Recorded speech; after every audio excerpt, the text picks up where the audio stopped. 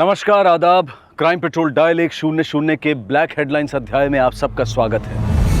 हम खुशकिस्मत हैं कि हम आज मेक इन इंडिया और डिजिटल इंडिया के युग के साक्षी बन रहे हैं। लेकिन जिस तरह से हम और हमारा देश तरक्की की राह पर है, उसी तरह से आपराधिक मानसिकता के लोग भी अपराध के नए नए तरीके खोज रहे हैं। आज का ये केस एक ऐसे जुर्म पर आधारित है जिसने पिछले 1.5 दशक में अपने पांव इस तरह पसार लिए हैं कि ये जुर्म कहीं भी कभी भी हम सब के लिए खतरे की घंटी बन सकता है।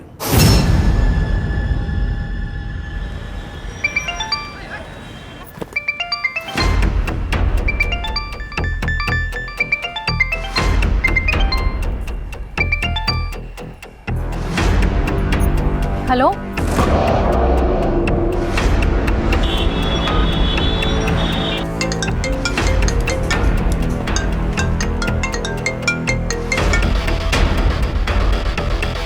Hello,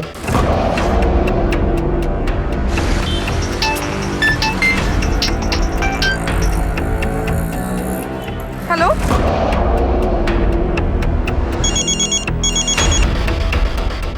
hello. लेकिन हम तो अभी प्रेग्नेंट हैं और हमारी 3 महीने में डिलीवरी भी है। तो अगर हम आपके बैंक में अकाउंट खोलते हैं तो क्या हमें उसका लाभ मिलेगा? क्यों नहीं मिलेगा मैम, मैंने बताया ना, हमारे बैंक में अकाउंट खोलने पर हमारा बैंक आपको 2 लाख का मेडिकल एक्सपेंस बेयर करेगा। अरे लेकिन आप ऐसा कैसे कह सकते हैं? आपकी बैंक में मेरा 10 साल पुराना अकाउंट है, इसको आप ऐसे कैसे बंद कर सकते हैं? सर बंद नहीं किया है, फ्रीज किया है। आपने अपना केवाईसी अपडेट नहीं किया है। केवाईसी? वो क्या होता है? देखिए, आप अपना लेटेस्ट आधार कार्ड नंबर और पैन कार्ड नंबर अपडेट कर देंगे तो आपका खाता फिर से चालू हो जाएगा। जी जी, शुक्रिया। पर आपकी रिक्वेस्ट कंफर्म करने के लिए अपना डेबिट कार्ड नंबर बताइए। हाँ, माय कार्ड नंबर इज 1911 9090 1870। जी। अब आपके क्रेडिट कार्ड का सीवीवी नंबर बताइए। आपके कार्ड के पीछे 60 डिजिट का एक नंबर होगा। उसमें से आगे के 4 नंबर किसी को नहीं बताने होते, लेकिन पीछे के जो 3 नंबर हैं जिसे सीवीवी नंबर कहते हैं, वो हमें बताइए please. Yeah, that I know. It's 456. Okay sir, बढ़ी हुई क्रेडिट लिमिट का इस्तेमाल करने के लिए आपको नया पिन जनरेट करना होगा। अब आप कार्ड के पीछे के 7 नंबर्स में से आगे के 4 नंबर्स में अपना पुराना पिन नंबर जोड़ के उसका टोटल मुझे बताएं। And total is 10254. अब आपके फोन पे एक मैसेज आएगा।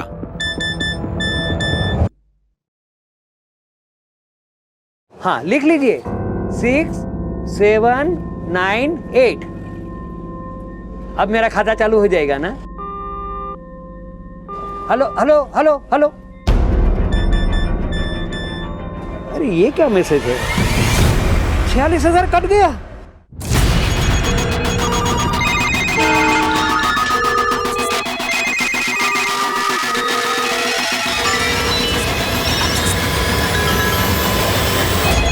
हमने पैसा यूज ही नहीं किया। बैंक वाले बोल रहे हैं उन्होंने फोन ही नहीं किया था। हमें हमारा पैसा चाहिए। हमने कोई शॉपिंग की ही नहीं, तो पैसा क्यों काटा? आपके बैंक के एग्जीक्यूटिव ने खुद हमसे डेबिट कार्ड नंबर मांगा था। We are not duffer, we want our money back. जब मैंने कोई शॉपिंग ही नहीं की तो मेरा पैसा क्यों काटा?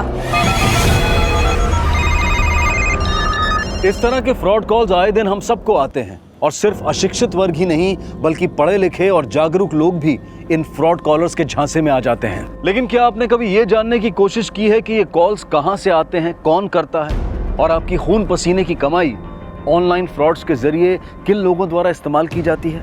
आज का ये केस आपको इन फ्रॉड कॉलर्स की उस चक्रव्यूही दुनिया में लेकर जाएगा जिनकी चालाक और लुभावनी आवाजें तो आपने सुनी होंगी, लेकिन इनके ज्यादातर चेहरे कभी भी वांटेड क्रिमिनल्स के चेहरे नहीं बन पाते। और यही वजह है कि आए दिन ये लोग आपके नंबर पर बेखौफ आपके बैंक अकाउंट, क्रेडिट और डेबिट कार्ड डिटेल्स मांगते हैं और अगर आपने जरा सी भी असावधानी बरती तो आपका बैंक अकाउंट साफ।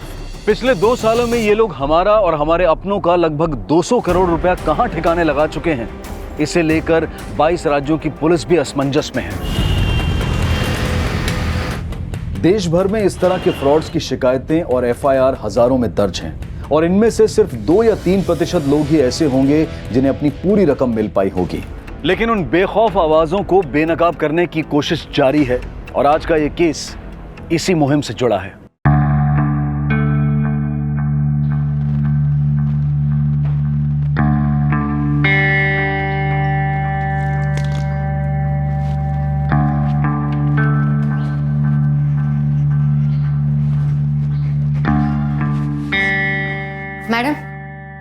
सब काम हो गया है। अब हम जाए? ठीक है, जाओ। रुको सरोज दीदी, आज आपका पहला महीना खत्म हो गया है, अपनी सैलरी ले जाओ। मैडम, नगद नहीं, चेक दीजिए। पैसे हाथ में रहते हैं ना, खर्च हो जाते हैं। चेक? हाँ, हम चेक में ही लेते हैं सबसे तनख्वाह। आपका बैंक अकाउंट भी है? हाँ, वो पिछले साल सरकार ने खुलवाया था ना हमारा खाता, जनधन योजना। हाँ वही। हमारा बेटा मानव हमें बैंक लेके गया था, तब तक अंदर से बैंक देखा भी नहीं था हमने। सरोज जी, अब आप हमारे डीएसएम बैंक के ग्राहक हैं। ये लीजिए, ये है आपका अकाउंट किट और आपका एटीएम पिन आपको बाय पोस्ट मिल जाएगा। ATM pin? वो अम्मा हम बताते हैं। ये होता है एटीएम कार्ड। इसको एटीएम मशीन में डालते हैं तो मशीन हमसे 4 अंक का पिन मांगती है। उस पिन को जब हम डालेंगे तभी हमको पैसा मिलेगा, और वो एटीएम पिन किसी को बताते नहीं है। और जहाँ तक जो डाकिया पिन लेकर आता है ना, उस चिट्ठी को फाड़ देते हैं पिन को याद करके। सर हम सही बोले ना? बिल्कुल सही सरोज जी, एकदम ठीक समझा रहा आपका बेटा। तभी तो पढ़ा रहे हैं इसे, ताकि हमें सिखा सके।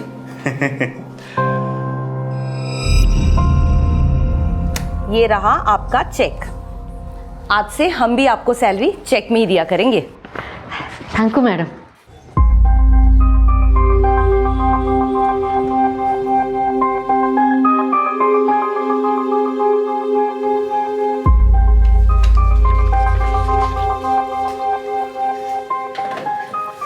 देख बेटा, सब सही लिखे है ना? कैसे हैं सरोज जी? बस ठीक। हाँ, सब सही। मैनेजर मैडम है ना? है ना? जाके मिल लीजिए।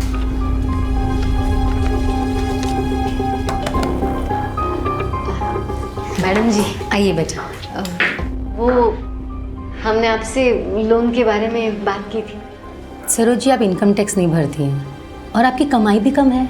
मैडम जी, कमाई कम है इसीलिए तो लोन मांग रहे हैं ना। देखिए सरोज जी, बैंक आपको मॉर्गेज लोन दे सकता है। मॉर्गेज?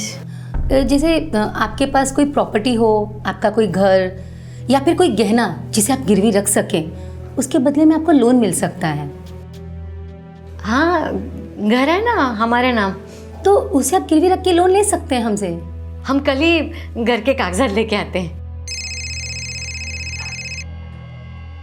हेलो, हाँ बोल विभा, तबीयत पानी ठीक? हाँ हाँ अम्मा, बिल्कुल ठीक है।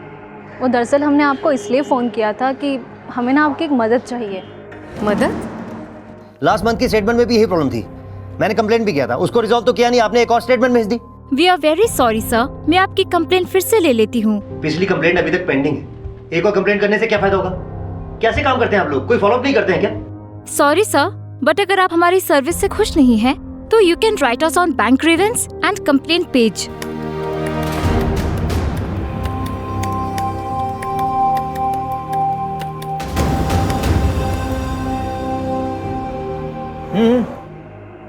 मुझे तो ना मैं अरे पण हाँ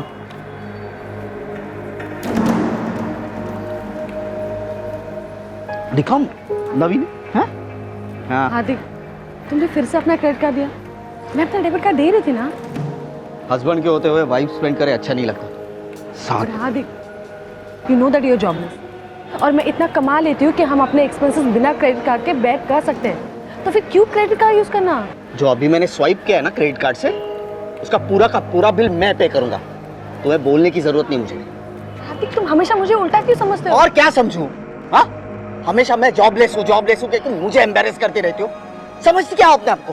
हाँ, मैं पे कर दूंगा, बोला ना मैंने। चलो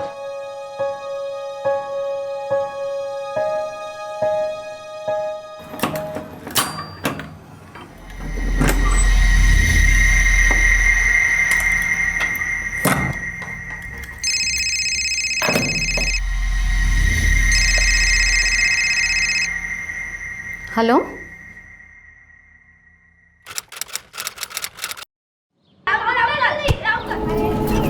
अम्मा, अम्मा कुछ बोलिए आप। अम्मा,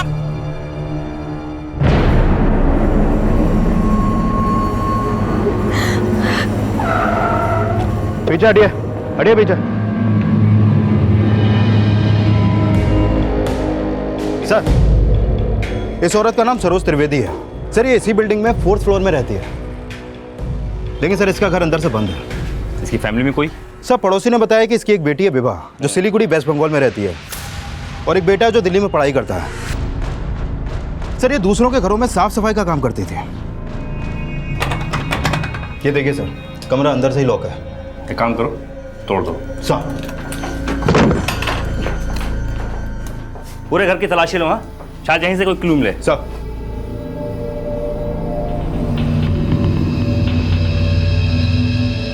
वर्मा। जी सर। स्विच ऑफ है, वैसे चार्ज करो। जी सर।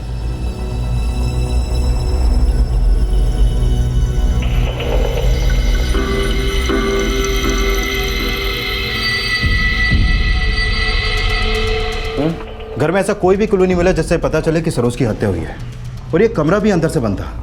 कहीं सरोज ने आत्महत्या तो नहीं की? सर, ये आपसे सरोज के बारे में कुछ बताना चाहती हूँ। बताइए।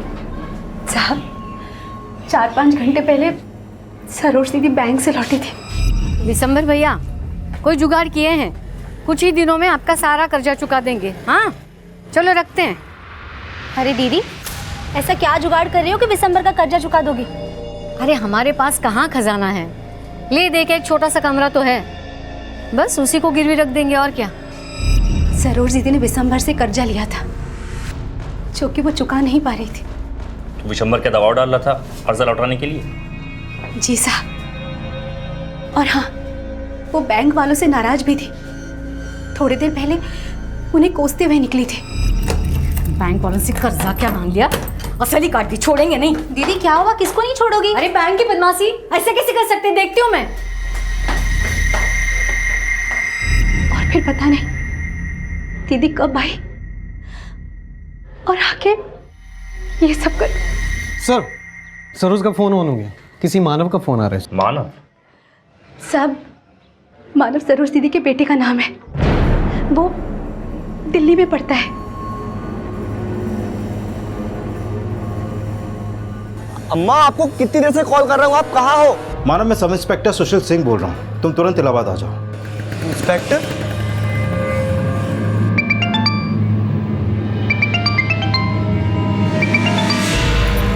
हेलो, क्या? सर, सरोज त्रिवेदी का पासबुक और चेकबुक मिला है अलमारी से। सर, मैंने सरोज के बेटे और बेटी दोनों को इन्फॉर्म कर दिया, वो कल सुबह तक इलाहाबाद पहुंच पाएंगे। सरोज की पड़ोस वाली औरत ने बताया कि सरोज का बैंक वालों से कुछ प्रॉब्लम चल रहा है, तो अभी तो बैंक बंद हो गया होगा, सुबह उनसे मिलते हैं। सर, फिलहाल सरोज से कॉल रिकॉर्ड निकलवाओ और उस विशंबर का भी पता करो, सरोज ने जिनसे कर्जा लिया था। Okay sir. ये होगी बिक हार्दिक, ये सारे बिल्स ना क्रेडिट कार्ड से पे कर देना, ठीक है?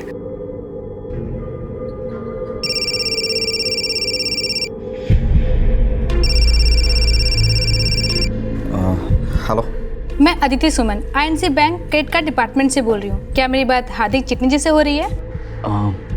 हाँ जी, बोलिए। सर, ये रिमाइंडर कॉल है। आपके क्रेडिट कार्ड की ड्यू डेट 25 सितंबर थी और आपका आउटस्टैंडिंग है 34,456। मैं जा सकती हूँ कि आपने पेमेंट क्यों नहीं की? अच्छा, 27th। एक्चुअली मैं डेट भूल गया था, वरना मैं पेमेंट कर दूंगा। सर, अगर आप पूरी पेमेंट नहीं करवा पा रहे हैं तो आप मिनिमम ड्यू अमाउंट ही पे कर सकते हैं, और समय से पहले पेमेंट करें, इससे आपका सिविल स्कोर अच्छा रहेगा। देखिए, मुझे बार बार बताने की जरूरत नहीं, मुझे सब मालूम है। कर दूंगा पेमेंट, रख दीजिए फोन।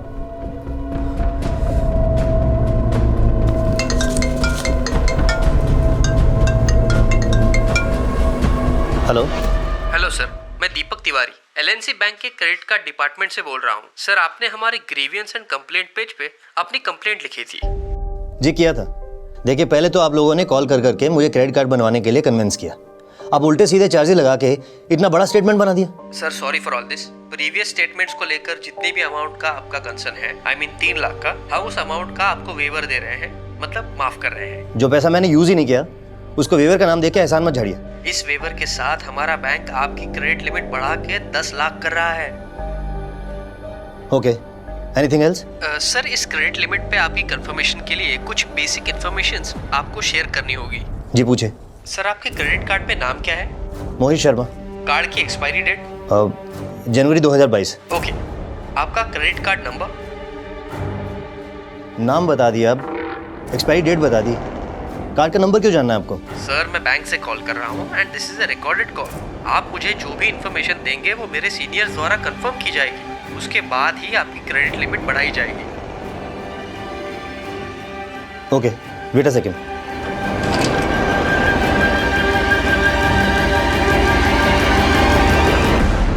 लिखे, कार्ड नंबर है 1972-6734-4560-9009। अपना क्रेडिट कार्ड कंफर्म करने के लिए धन्यवाद। आपके कार्ड के पीछे 60 डिजिट का एक नंबर होगा, उसमें से आगे के 4 नंबर किसी को नहीं बताने होते, लेकिन पीछे के जो 3 नंबर हैं जिसे सीवीवी नंबर कहते हैं वो हमें बताइए प्लीज। या that I know, it's 456। Okay sir, बढ़ी हुई क्रेडिट लिमिट का इस्तेमाल करने के लिए आपको नया पिन जनरेट करना होगा। अब आप कार्ड के पीछे के 7 नंबर्स में से आगे के 4 नंबर्स में अपना पुराना पिन नंबर जोड़ के उसका टोटल मुझे बताएं। And total is 10254। सर अब आपकी रजिस्टर्ड ईमेल आईडी पे एक लिंक भेजा जाएगा, आप उस लिंक पे क्लिक करके अपनी पसंद का न्यू पिन जनरेट कर सकते हैं। अपना कीमती समय देने के लिए धन्यवाद। आपका दिन शुभ हो। Okay, thank you, same to you.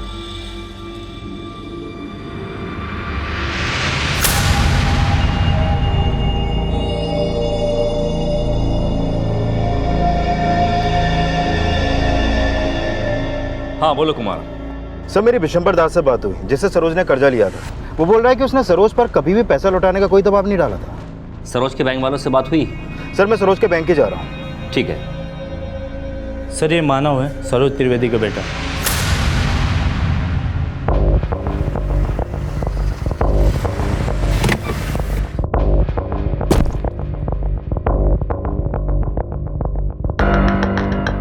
हमने चेक किया था, तुम्हारी माँ के नंबर से लास्ट कॉल तुमको की गई थी। क्या बात हुई थी माँ से? हाँ साहब, अम्मा ने हमको कॉल किया था। बेटा खूब मन लगा के पढ़ना, दीदी से मिलते रहना, पेट सी है ना वो। अम्मा हाँ ठीक है, लेकिन आप ये अचानक क्यों बोल रही हैं? अम्मा क्या हुआ है आप बताइए। कुछ नहीं, पता नहीं कल हम रहे ना रहे। अम्मा अम्मा आप रो क्यों रही? मुझे बताइए क्या बात है, मुझे बताइए आप। तुम लोगों के लिए कुछ नहीं कर पाए हम। क्या गलत हो गया अम्मा, मुझे बताइए आप। अम्मा आप रो क्यों रही हैं? अम्मा अम्मा कुछ बोलिए आप। ध्यान रखना खुद का। अम्मा आप रो क्यों रही हैं? अम्मा अम्मा कुछ बोलिए आप। पता नहीं फिर क्या हुआ, अम्मा कुछ नहीं बोली। अम्मा को हमने बहुत बार कॉल किया, फिर अम्मा ने कॉल भी नहीं उठाया। दरअसल सर, सरोज जी प्रॉपर्टी के अगेंस्ट लोन लेना चाहती थी हमारे बैंक से। आज वो अपने घर के पेपर्स भी लाने वाले थे, लेकिन मुझे लगता है कल उन्हें जो फ्रॉड कॉल आया था उसे वो बर्दाश्त नहीं कर पाए। किस फ्रॉड की बात कर रही हैं आप? सर, सरोज जी को कल एक फ्रॉड कॉल आया था और उन्होंने उसे अपना डेबिट नंबर, सीवीवी और यहाँ तक कि ओटीपी नंबर तक दे दिया था, जिसकी वजह से उनके अकाउंट से 90,000 रुपीज़ डेबिट हो गए थे। और सर मैंने उनसे कहा भी था कि पुलिस स्टेशन जाकर वो एफआईआर दर्ज कराएं। हाँ सर, कल ये औरत यहाँ आई थी, बहुत ही घबराई हुई लग रही थी सर। बेटा थोड़ी मदद करोगे? क्या हुआ चाची? हम तो लुट गए, 90,000 चले गए हमारे बैंक खाते से। 90,000 कट गए? कैसे? वो एक आदमी का फोन आया था बैंक से, उसने कहा हमारे बेटी का सिलीगुड़ी में बैंक का खाता खोलना है, इसके लिए हमें वो क्या कहते हैं उसे, गारंटर। हाँ वो बनना है। फिर उसने हमसे वो एटीएम कार्ड का नंबर पूछा और फिर एक मैसेज आया। चाची आपके साथ ऑनलाइन फ्रॉड हुआ है, अब आपको साइबर सेल में जाकर एफआईआर लिखवाना होगा। बेटा हमारे तो समझ में नहीं आता ये सब। कोई बात नहीं चाची, हम बता देते हैं आपको। आइए, इलाहाबाद पुलिस स्टेशन में साइबर सेल के अधिकारी बैठते हैं, उनके पास जाकर आपको कंप्लेन लिखाना है। मैं एड्रेस लिख देता हूँ। वो हमारे पैसे वापस दिलवाएंगे ना? चाची ये तो नहीं बता सकता, लेकिन हाँ वहाँ जाने से पहले आप बैंक से ये जरूर लिखवा लीजिएगा कि वो 90,000 आपने नहीं, उन फ्रॉड लोगों ने खर्च की। लेकिन यहाँ आने से पहले हमने फ़ोन किया था बैंक में, उन्होंने तो कहा कि हमें पुलिस स्टेशन ही जाना होगा। बैंक मैनेजर से लेटर लिखवाना ही होगा चाची, उसके बाद ही साइबर सेल जाना, नहीं तो आपका एफआईआर नहीं लेंगे।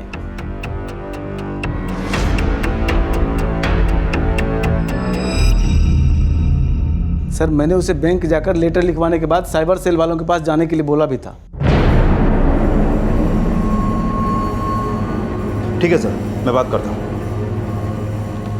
सरोज जी, कल आपसे एक ऑथराइज लेटर लेने आए थे कि वो पैसा उन्होंने खर्च नहीं किया बल्कि उनके साथ फ्रॉड हुआ था। हाँ सर, लेटर लेने आई थी वो, पर हम किस बेसिस पे उनको वो लेटर देते? हमारे बैंक एम्प्लॉयज़ अपने कस्टमर्स को हर बार अपडेट करते रहते हैं कि आप अपने कोई भी डिटेल्स किसी से भी शेयर ना करें। फिर भी उन्होंने उस फ्रॉड कॉलर को अपना OTP नंबर खुद ही दे दिया था। मैडम जी, ये OTP PTP का ज्ञान नहीं है हमें इसमें कुछ नहीं समझ में आता। उसने कहा कि हम बैंक वाले। देखिए, बैंक एम्प्लॉयज़ अपने कस्टमर से सारी डिटेल्स नहीं मांगते हैं, वो फ्रॉड कॉल था। माना वो आपके बैंक का आदमी नहीं था, लेकिन आप ये तो मानते हो ना कि उसने हमारे साथ कुछ गलत किया है, तो आप लिख के दीजिए ना। पुलिस ने कहा बैंक से लिखवा लीजिए, लेटर लीजिए। हम आपको ऐसा कोई भी लेटर लिख कर नहीं दे सकते हैं। हाँ, प्लीज़ पुलिस के पास जाइए, वही आपकी मदद करेगी। मैडम जी, हम अभी पुलिस के पास होके आए, उन्होंने कहा लेटर लिख दीजिए। मैडम जी, बेटा तुम तो जानते हो मैंने पैसे भरे थे, तुम तो सॉरी सरोज जी, मैं कुछ नहीं कर सकता। सरोज के साथ हुआ फ्रॉड सरोज की बेटी विभा की गलती की वजह से भी हुआ था, जो जल्द ही विभा के बयान से साफ होने वाला था। माँ के साथ जो भी कुछ हुआ वो हमारी वजह से ही हुआ है, और उसी आदमी ने फ्रॉड किया है माँ के साथ, जिसने हमें उस दिन फ़ोन किया था। लेकिन हम तो अभी प्रेग्नेंट हैं और हमारी 3 महीने में डिलीवरी भी है, तो अगर हम आपके बैंक में अकाउंट खोलते हैं तो क्या हमें उसका लाभ मिलेगा? क्यों नहीं मिलेगा मैडम, मैंने बताया ना, हमारे बैंक में अकाउंट खोलने पर हमारा बैंक आपको 2 लाख का मेडिकल एक्सपेंस बेयर करेगा।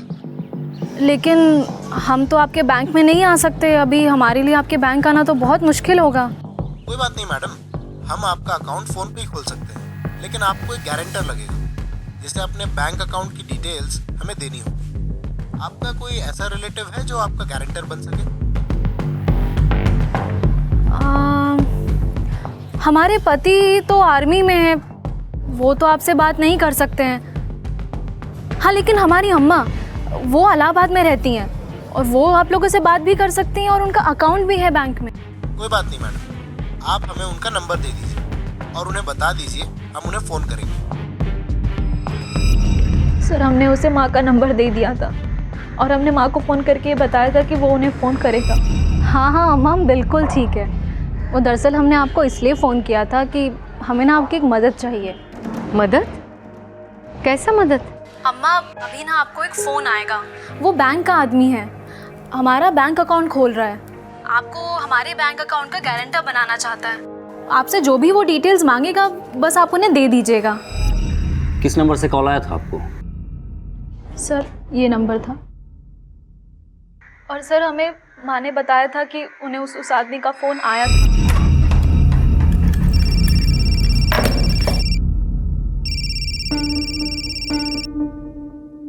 हेलो मैम, मैं DSM बैंक से अमित शर्मा बोल रहा हूँ। आपका नंबर आपकी बेटी विभा ने दिया है। और सर, थोड़ी देर बाद माँ ने हमें दोबारा फ़ोन किया और उन्होंने कहा कि उनके बैंक अकाउंट से 90,000 रुपये कट गए, और उसके बाद माँ ने हमारा फ़ोन ही नहीं उठाया। हमें लगा कि माँ हमसे बहुत गुस्सा हो गई, हमसे नाराज़ हैं।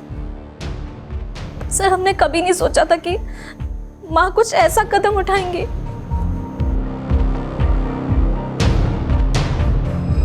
ध्यान रखना खुद का। क्या क्या क्या गलत हो गया अम्मा, मुझे बताइए आप। अम्मा, आप रो क्यों रही हैं? अम्मा कुछ बोलिए आप। तो हम सबके लिए बड़ी खुशी की बात है कि जो लास्ट ईयर की BPL की रिपोर्ट्स आई हैं उसमें पॉवर्टी लाइन में dear sir, as per your complaint number 15392 we checked everything and found that your credit card ending with 9009 was used for online shopping for 3 lakh 9009 on 20th September 2017। Nitin, you please continue. Okay sir. So जैसा कि sir ने बोला है कि report हम सबके पास आ चुकी है।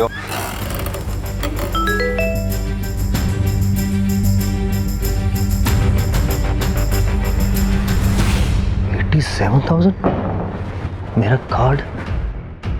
अपने क्रेडिट कार्ड में हुई फ्रॉड ट्रांजैक्शन के लिए मोहित शर्मा दिल्ली पुलिस के साइबर सेल यूनिट से मिले। ये हो क्या रहा है? इन फ्रॉड्स ने मुझ जैसे ऑफिसर को चूना लगा दिया, तो आम जनता का क्या होगा? क्या इन लोगों को हमारी साइबर पुलिस का कोई खौफ नहीं है? सर आई एम सरप्राइज कि आपने अपने क्रेडिट कार्ड की कॉन्फिडेंशियल डिटेल कॉलर को दे दी। मुझे बैंक के टोल फ्री नंबर से कॉल आया था, मुझे लगा जेन्युइन होगा। बैंक में कॉल किया तो वो लोग कहते हैं कि दीपक तिवारी नाम का फ्रॉड वहाँ कोई काम ही नहीं करता है। But you just figure it out कि इसके पीछे रियलिटी क्या है। Sir I saw your credit card transaction 29 सितंबर को 60,000 और 87,000 यही फ्रॉड ट्रांजैक्शन हुई थी ना आपके अकाउंट से? यस, प्लीज चेक एवरीथिंग कि मेरा कार्ड किसने यूज़ किया और मुझे बैंक के टोल फ्री नंबर से किसने कॉल किया था। And send him behind the bars. Sir, will start our investigation. Thank you. Sir, Saroj Trivedi के अकाउंट से जो 90,000 रुपये की ट्रांजैक्शन हुई थी, वो ट्रांजैक्शन 24 सितंबर की दोपहर 1:30 बजे हुई थी। लेकिन सर, उस ट्रांजैक्शन से पहले सरोज त्रिवेदी को इस नंबर से 2 बार कॉल आए थे। हेलो। और इसी नंबर से विवाह को भी कॉल आया था। लेकिन अभी ये नंबर लगातार बंद आ रहा है सर। किसका नंबर है ये? सर, ये नंबर गोरखपुर के किसी गिरधारी लाल पुरोहित के नाम पे रजिस्टर है। सर, ये वही फ्रॉड कॉलर हो सकता है जिसने सरोज से उसके डेबिट कार्ड के डिटेल्स और ओटीपी मांगा था।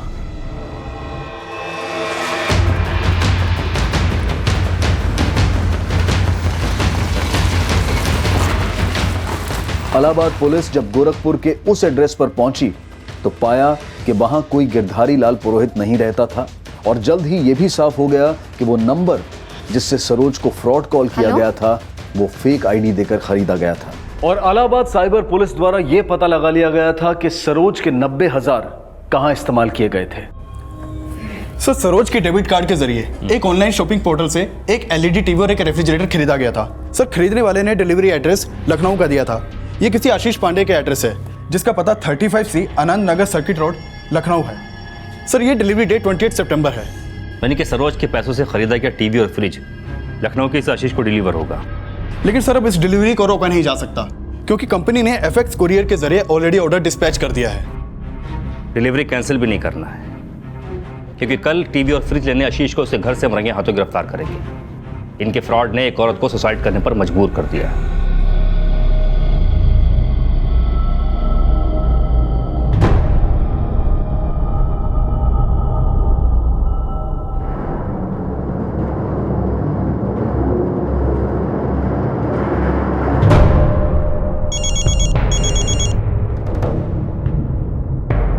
हेलो, क्या?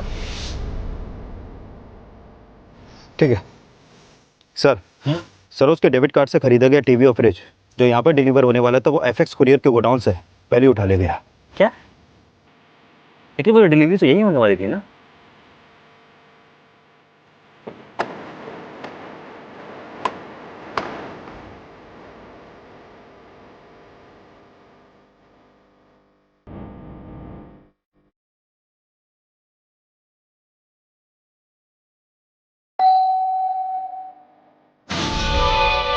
आशीष पांडे जी, चल। अरे चल। अरे कौन है आप लोग? अरे छोड़े। मैं किसी सरोज को नहीं जानता साहब। इतनी आसानी से जाने का भी कैसे? उसको कॉल करके चूना जो लगाया तूने? मैंने किसी को फोन नहीं लगाया। आप चाहो तो मेरा फोन चेक कर लो। जिस नंबर से तूने कॉल किया था ना वो भी किसी गिरधारी की फेक आईडी देकर खरीदा गया था। साहब, मैंने नहीं किया साहब, मैंने नहीं किया। एक गरीब औरत ने खाता खाली कर दिया, उसको सुसाइड करने पर मजबूर कर दिया और कह रहे कुछ नहीं किया। साहब, आप विश्वास कीजिए मेरा, मैंने नहीं किया। सरोज त्रिवेदी के डेबिट कार्ड से जो टीवी और फ्रिज खरीदा गया है उसका डिलीवरी एड्रेस तेरे घर का है। अब सीधे से बता दे कि और किस किस को चूना लगाया तूने। और अब पुलिस FX कुरियर के डिलीवरी ऑफिस से सरोज के डेबिट कार्ड से खरीदे गए LED टीवी और रेफ्रिजरेटर कलेक्ट करने वालों का पता लगा रही थी।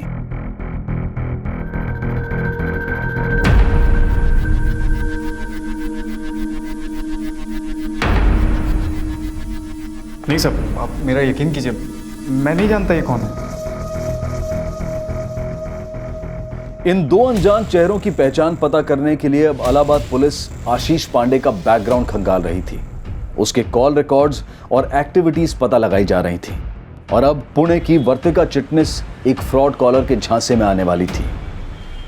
Auto auto auto auto.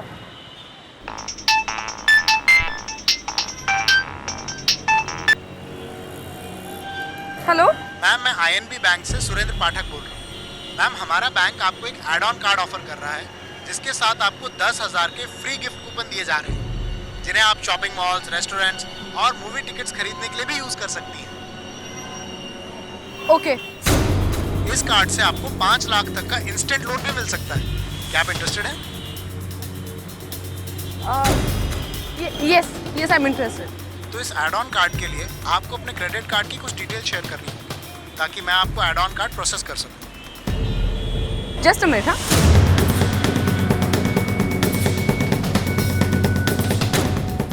हाँ, माय कार्ड नंबर इज 1911 3569 9090 1870। जी, अब आपका क्रेडिट कार्ड सीवीवी नंबर बताइए। इट्स 424।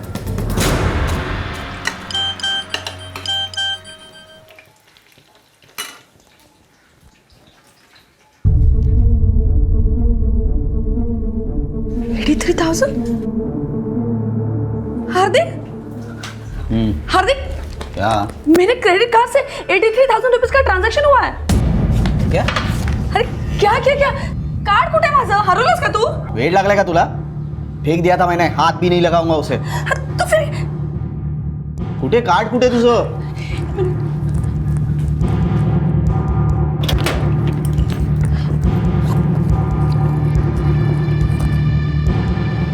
कार्ड तो इधर ही है, फिर ट्रांजैक्शन कैसे हुई? सुनो, तुमने कुछ 5 लाख के लोन के लिए एप्लीकेशन किया है बैंक से? क्या? हाँ, यहाँ पे लोन अप्रूवल का मैसेज आया है।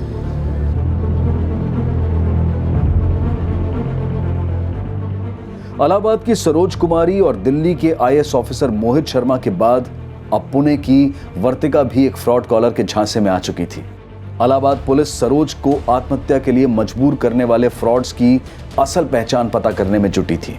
वहीं दिल्ली पुलिस भी मोहित के साथ हुए ऑनलाइन फ्रॉड के केस क्रैक करने की लीड तलाश रही थी और जल्द ही वर्तिका के साथ हुए फ्रॉड का केस पुणे पुलिस के पास आया। आप इतनी पढ़ी लिखी हैं, फिर भी आप इस स्कॉलर के झांसे में आ गई।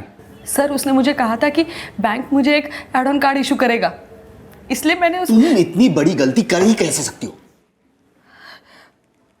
विचारायचं तरी एकदा। सर, वो 6 लाख का फ्रॉड हुआ है, कुछ कीजिए सर। सर, उसने मुझे कहा था कि उस एड ऑन कार्ड पे मुझे 5 लाख का इंस्टेंट लोन मिल जाएगा, लेकिन सर मुझे वो कार्ड मिला ही नहीं और वो 5 लाख का लोन भी इशू हो गया और किसी ने वो यूज भी कर लिया। और सर, मेरे कार्ड से 83,000 रुपीज का ट्रांजैक्शन भी हुआ है। सब पता नहीं है किसने किया। सर प्लीज आप हमारी हेल्प कीजिए। और सर, बैंक वाले हमें कह रहे हैं कि हमें ये सारे पैसे उन्हें देने पड़ेंगे जो हमने यूज ही नहीं किए। सर प्लीज कुछ कीजिए, please help us. Don't worry, we will look into the matter. Sir, मैंने आशीष को अच्छे से खंगाला, लेकिन उसके बैकग्राउंड में इन दोनों की पहचान का कोई भी लीड नहीं मिल पा रहा। और आशीष अभी तक अपने बयान पर कायम है कि उसका सरोज त्रिवेदी के साथ हुए ऑनलाइन फ्रॉड से कुछ भी लेना देना नहीं। हो सकता है वो फ्रॉड कॉलर इन्हीं दोनों में से कोई एक हो। तुम अच्छे से पता करो और ये भी पता करो कि इनका कहीं कोई क्रिमिनल बैकग्राउंड तो नहीं है। सर, मैं साइबर पुलिस से मिलता हूँ, वो पता लगा रहा है कि किस आईपी एड्रेस के थ्रू सरोज के कार्ड से शॉपिंग हुई थी।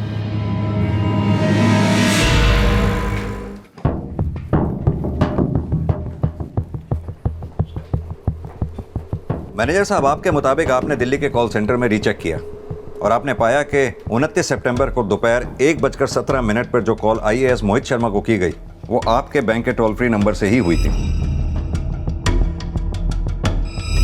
लेकिन वहीं आप लोगों का यह भी कहना है कि वो कॉल आपके बैंक के कॉल सेंटर के किसी एम्प्लॉय ने नहीं की। Yes sir, and I doubt वो कॉल किसी इंटरनेट सर्वर के थ्रू कनेक्टेड था।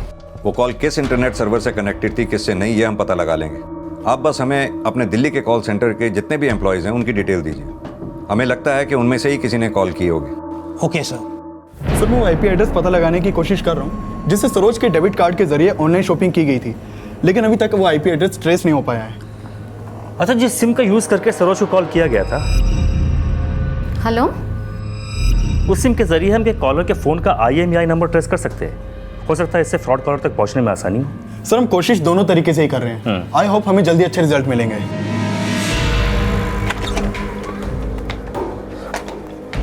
खुद को बहुत स्मार्ट समझती हो। ये क्या किया? डफर हो तुम, समझी तुम? डफर और कुछ नहीं। नुकसान कर सकती हो तुम मेरा।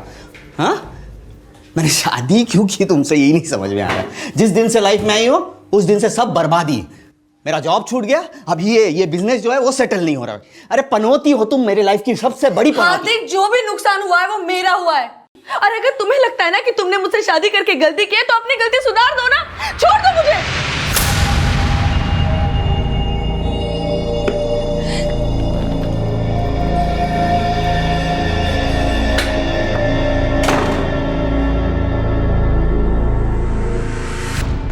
मानव, तू मुझसे नाराज है क्या? पता था ना आपको कि अम्मा को ये बैंक के बारे में कोई जानकारी नहीं है, फिर भी आपने उनको, अगर अम्मा ने आत्महत्या की है वो आपकी वजह से की है ना। आप ये सब कुछ बोलती ना, ये सब कुछ होता। मैं मानती हूँ मुझसे बहुत बड़ी गलती हो गई, लेकिन अभी मैं क्या करूं? कहां से लाऊं अपनी अम्मा को? सर वी चेक्ड, उन लोगों ने मालवेयर सॉफ्टवेयर यूज करके मल्टीपल आईपी एड्रेसेस जंप किए, फिर बैंक के सर्वर से कनेक्ट किया और फिर उसी बैंक के टोल फ्री नंबर से 29 सितंबर को 1:17 पे आपको कॉल किया गया। अच्छा, इसी के चलते मेरे फोन पर बैंक के टोल फ्री नंबर से कॉल आ रहा था? जी, लेकिन वो कॉल बैंक का कोई एम्प्लॉय नहीं, वो हैकर कर रहा था, जिसने बैंक के उस टोल फ्री नंबर को हैक कर लिया था। लेकिन पैसे, मेरे पैसे कहाँ गए? आइए सर समझाता हूं मैं।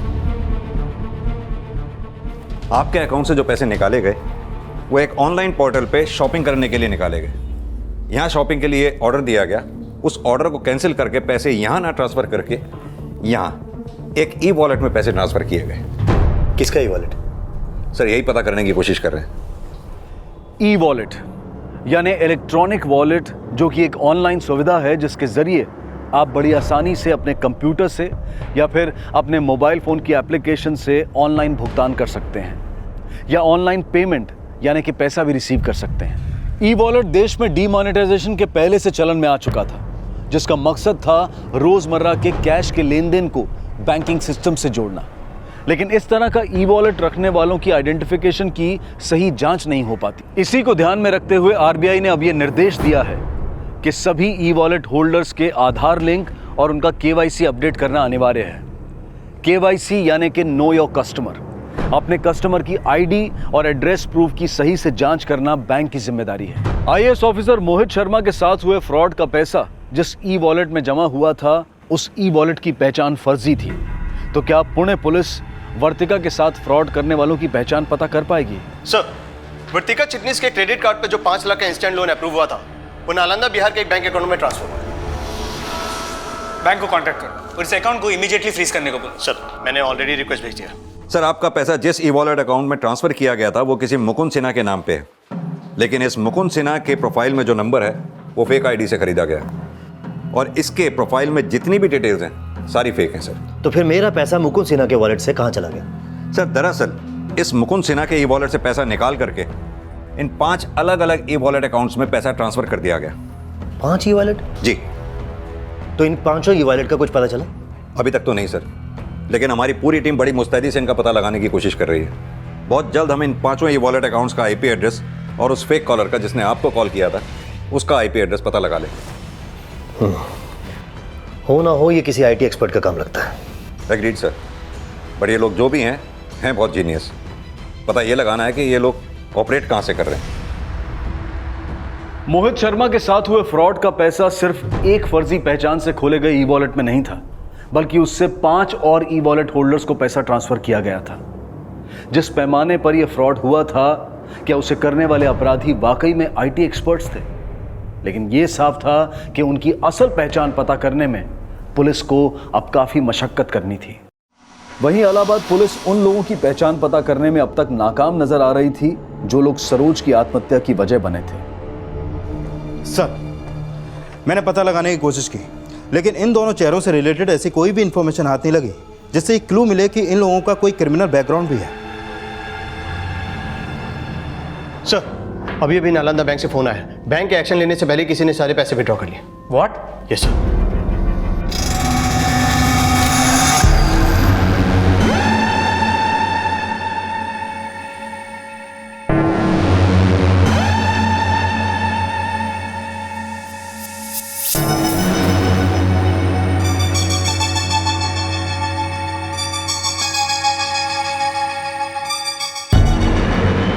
इस इस जानकारी के बाद पुणे पुलिस टीम तुरंत नालंदा के लिए रवाना हो गई। वहीं दिल्ली पुलिस के लिए एक बार फिर से उन 5 ई वॉलेट होल्डर्स की जानकारी हैरान कर देने वाली थी, जिनको आईटी एक्सपर्ट्स के फ्रॉड्स का नेक्सस समझा जा रहा था।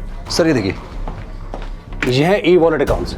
शिमला, पटना, कानपुर, सुल्तानपुर, सहारनपुर, सब मल्टीपल सिटीज के अकाउंट्स हैं।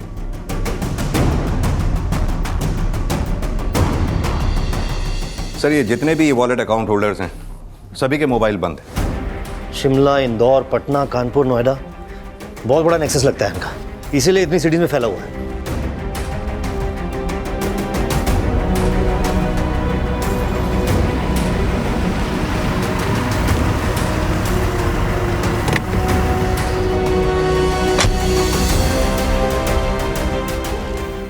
सर ये अकाउंट अनीस अंसारी के नाम पे रजिस्टर था। अनीस के अकाउंट में पैसा आ रहा था और वो हमेशा मिनिमम बैलेंस छोड़ के विड्रॉ कर लेता था, लेकिन इस बार उसने विड्रॉ करने के तुरंत बाद बैंक अकाउंट बंद कर दिया। ये उसके डॉक्यूमेंट से आप देख सकते हैं। आप जिस नंबर को डायल कर रहे हैं वो इस समय स्विच्ड ऑफ है। फ़ोन तो स्विच ऑफ है और जिस पैमाने पे फ्रॉड हुआ है मुझे लगता नहीं कि अनीस इस एड्रेस पे मिलेगा। अनीस के अकाउंट का गारंटर कौन था? मुझे उस गारंटर की डिटेल्स दीजिए। जी सर, मैं देता हूँ। सर उन ई वॉलेट रखने वालों के फ़ोन नंबर्स फेक आईडी से खरीदे गए थे और उन्होंने फेक एड्रेस दिए थे। और वो ई वॉलेट अकाउंट्स अभी भी एक्टिव हैं। न जाने अब तक कितने कंज्यूमर्स का पैसा वो कंज्यूम कर चुके होंगे। लेकिन सर एक ई वॉलेट का पैसा नोएडा के सेक्टर 17 में ट्रस्ट बैंक में एक अभिजीत नाम के अकाउंट में ट्रांसफर हुआ था, जो अभी तक विड्रॉ नहीं हुआ है। आप कहते तो उसका अकाउंट में फ्रीज करा दूं सर? नहीं, अगर इसका अकाउंट फ्रीज करवाया तो वो अलर्ट हो जाएगा। इस बैंक के ब्रांच मैनेजर से मेरी बात करवाओ। Okay sir.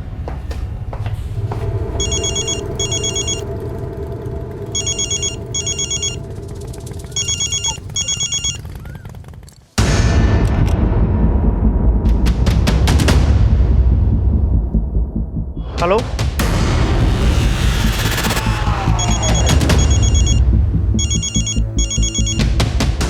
सर मेरी अभी अभी अभिजीत से बात हुई है। He said he will come tomorrow, लेकिन टाइम नहीं बता पाया सर। Thank you.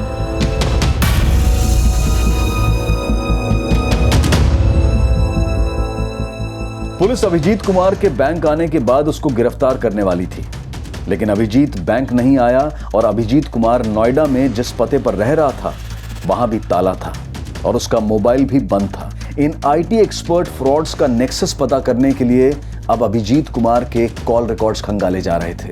वहीं पुणे पुलिस अनीस अंसारी को नालंदा बैंक में उसको इंट्रोड्यूस करवाने वाले अनीस अंसारी के गारंटर से मिली। शायद सर वो जामताड़ा का था। जामताड़ा जी। सर जिस आईपी एड्रेस के जरिए सरोज के डेबिट कार्ड से ऑनलाइन शॉपिंग की गई थी वो जामताड़ा में एक्टिव था। जामताड़ा? जी सर। और सर सरोज के नंबर पे जो फ्रॉड कॉल किया गया था, हेलो, वो भी जामताड़ा से किया गया था। लेकिन जामताड़ा है कौन सी जगह, कौन से स्टेट में?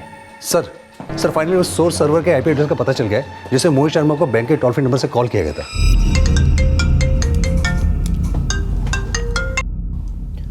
हेलो, वो आईपी एड्रेस जामताड़ा में एक्टिव था। जामताड़ा? ये जामताड़ा है कहाँ पे? आखिर कहां था ये जामताड़ा, जो पुलिस के लिए भी एक अनसुनी जगह थी।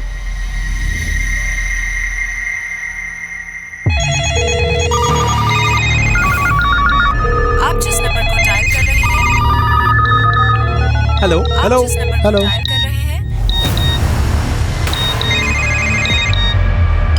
Good morning sir. सर मैं एबीएस बैंक से बोल रहा हूँ। 35283456 सर क्रेडिट कार्ड के पीछे से CV number 1 2 3 okay sir. Sir आपके लिए बहुत ही बढ़िया ऑफर आया है सर, आप इंटरेस्टेड हैं? आपका सर आप नंबर बता सकते हैं क्या? 973528345682। हेलो हेलो हेलो, मैं HUBC बैंक की चंडीगढ़ ब्रांच से बोल रहा हूँ। जी मैं SDI बैंक के मुंबई कॉल सेंटर से बात कर रहा हूँ। आपका डेबिट कार्ड नंबर बोलिए। आपके क्रेडिट कार्ड का CVV नंबर बताइए। मैम मैं DSM बैंक से अमित शर्मा बोल रहा हूँ। क्या पुलिस इन ऑनलाइन फ्रॉड करने वाले अपराधियों तक पहुंच पाएगी? हेलो, हाँ मैं आपके कॉल ट्रांसफ़र करती हूँ। हाँ सर अभिजीत कुमार आपसे बात करना चाहते हैं। ठीक है, लाइन ट्रांसफ़र कर दो। बोलो अभिजीत जी। सर आई नो कि आपने मुझे KYC अपडेट करने के लिए बैंक बुलाया था, लेकिन सर सो सॉरी, मुझे अर्जेंटली आउट ऑफ टाउन जाना पड़ गया।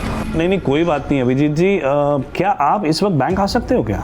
सर एक्चुअली मुझे नोएडा वापस आने में भी 3 दिन और लगेंगे, लेकिन मुझे अर्जेंटली किसी को पेमेंट करना है और मैं ऑनलाइन ट्रांजैक्शन नहीं कर पा रहा हूँ। क्या आपने मेरा बैंक अकाउंट फ्रीज कर दिया है? नहीं, आपका तो अकाउंट फ्रीज नहीं हुआ है, लेकिन हो सकता है किसी टेक्निकल रीज़न की वजह से आप ऑनलाइन ट्रांजैक्शन नहीं कर पा रहे होंगे। आप एक काम कीजिए, आप अपने रजिस्टर्ड मोबाइल नंबर से बैंक के टोल फ्री नंबर पे कॉल कीजिए। आई एम श्योर आपका काम हो जाएगा। एक्चुअली मेरा फ़ोन खो गया है, और अगर आपने मेरा बैंक अकाउंट फ्रीज नहीं किया है तो मैं चेक इशू कर सकता हूँ ना, और जैसे ही मैं वापस आऊँगा मैं KYC अपडेट करवा लूँगा। Is that fine? इन्वेस्टिगेशन की इस कड़ी में नोएडा बैंक के अकाउंट होल्डर अभिजीत कुमार ने एक बेरर चेक के जरिए रमेश सिंह नाम के एक लड़के को अपने अकाउंट से पैसा विड्रॉ करने के लिए भेजा। बैंक कर्मियों की सूझबूझ से विड्रॉल से पहले ही रमेश को गिरफ्तार कर लिया गया। और सर उसने सिर्फ मेरे को चेक दिया था सर, मैं सिर्फ बैंक लेके गया था सर, उसके आगे मुझे कुछ नहीं पता सर।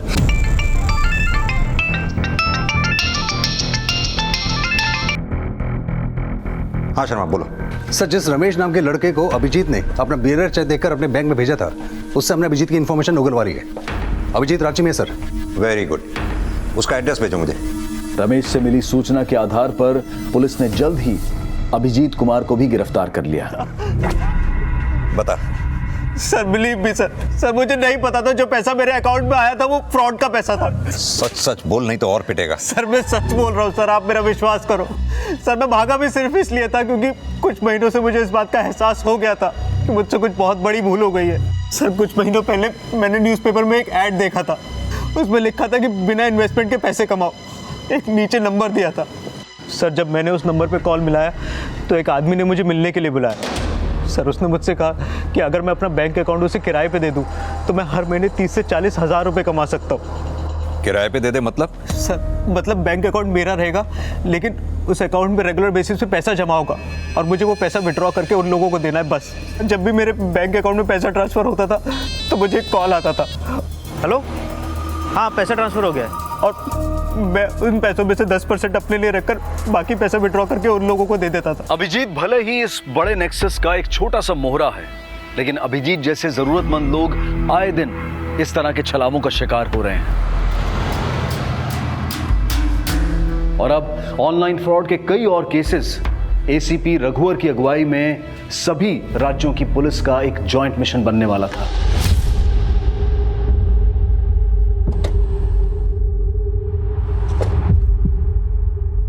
सर नमित शर्मा, थाना प्रभारी जामतारा। सर पुणे से भी है अशोक प्रधान। सर इलाहाबाद से police sub inspector Sushil Singh. आप दोनों के एरियाज के भी केसेस स्टडी किए हैं मैंने। क्या स्टेटस है आपके केसेस का? सर अभी तक तो हम सोच रहे थे कि जिस तरीके से इस एरिया से फ्रॉड हो रहा है यहाँ पर IT एक्सपर्ट के अड्डे होंगे, लेकिन अभी तक जो भी बातें सामने आई हैं उससे तो लगता है कि सरोज त्रिवेदी के साथ जिन लोगों ने भी फ्रॉड किया है वो ज़्यादा पढ़े लिखे भी नहीं है। उन फ्रॉडस्टर्स की कोई पहचान हुई जिनकी वजह से सरोज ने आत्महत्या की थी? सर पहचान तो नहीं हो पाई है, लेकिन सरनेम से आइडिया लगता है कि या तो वो अंसारी हैं या फिर मंडल। अंसारी और मंडल। मिस्टर प्रधान, पूना में वर्तिका चिटनेस नाम की एक लड़की के साथ फ्रॉड हुआ था। उस केस में भी वर्तिका के अकाउंट से पैसा निकालकर जिस अकाउंट में पैसा डिपॉजिट किया गया था उस अकाउंट होल्डर का नाम भी अनीस अंसारी था ना? जी सर, लेकिन यहाँ पे कोई भी अनीस अंसारी के बारे में कुछ भी बताने के लिए तैयार नहीं है। तो उनके बारे में पता लगाने के लिए कोई और तरीके अपनाने होंगे। आइए सर। शर्मा जी एक बात बताइए, आपके जामतारा में कुल कितने मोबाइल टावर्स होंगे? सर यहाँ हर मोबाइल कंपनी अपना टावर लगा के बैठा है सर। 2G 3G 4G सब नेटवर्क दुरुस्त चलता है सर। यानी कि फ्रॉडर्स को बढ़ावा देने के लिए मोबाइल कंपनीज भी उनका साथ दे रही हैं। आइए सर, दरअसल जिस भी क्षेत्र में 800 से ज़्यादा कॉल होता है वहाँ पे मोबाइल कंपनी वाला अपना टावर लगा ही देता है। और यहाँ जामतारा में सर हर रोज का 3500 से ज़्यादा कॉल होता है सर। ये देखिए सर। लेकिन यहाँ ज़्यादातर नंबर्स फेक ID पे अलॉट किए गए हैं। शर्मा जी एक काम कीजिए, ऐसे जितने भी नंबर जिन पे आपको शक है कि वो फेक ID पे अलॉट हुए हैं, कल तक मुझे उन सबकी डिटेल दीजिए। जी सर मिल जाएगा। लेकिन सर अब ये कॉल रिकॉर्ड से कुछ पता चले तो पता चले, बाकी गांव वाला तो कुछ बताने को तैयार नहीं है। क्यों? क्योंकि यहाँ जामतारा में टोटल 130 गांव हैं। अब सर यहाँ पे कंडीशन ऐसा है कि कोई कुछ बताने को तैयार नहीं और कोई ठोस जानकारी तो है नहीं हमारे पास, और जो जानकारी है उसके थ्रू हम कहीं तक पहुँच नहीं रहे। और क्या है ना सर कि यहाँ गाँव में सब लोग एक दूसरे को बचा रहे हैं। हैरानी की बात यह है कि इस नेक्सस को खड़ा करने में ज्यादातर उन लोगों का हाथ है जो ज्यादा पढ़े लिखे नहीं हैं। और जामताड़ा में कई दल बनाकर बड़ी सफाई से ऑनलाइन फ्रॉड्स कर रहे हैं। ये नारायणपुर यहाँ से कितनी दूर है? सर यही कोई 17-18 किलोमीटर होगा। दरअसल वहाँ एक पुनीत मंडल नाम का लड़का रहता है, ये जिसने दिल्ली के आईएएस ऑफिसर मोहित शर्मा को चीट किया, और जिस आईपी एड्रेस के थ्रू इसने चीट किया वो आईपी एड्रेस इसके लैपटॉप को बिलोंग करता है। दरअसल बात यह है, वो लैपटॉप इसने पटना से खरीदा था, जहां उसने अपना स्टूडेंट होने का प्रूफ एक आईडी के तौर पे दिया था। उस आईडी से ही हमें इसके बारे में जानकारी मिली। मैं चाहता हूं उस गांव में चलकर देखें, शायद कुछ और पता चले इसके बारे में। ठीक है सर। ये देखिए नारायणपुर आ गया सर। नारायणपुर की सड़कें बहुत खस्ता हैं, लेकिन मकान बहुत बड़े बड़े बने हुए, देख रहे हो? ये बड़े बड़े टावर्स लगा रखे हैं।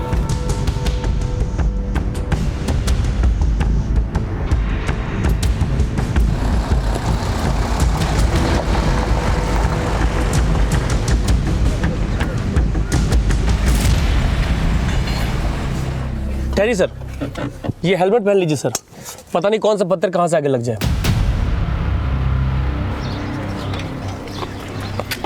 आइए सर, आइए सर। वो रहा घर सर वहाँ पर। अरे अरे पकड़ा उसको, पकड़ा उसको। सर सामने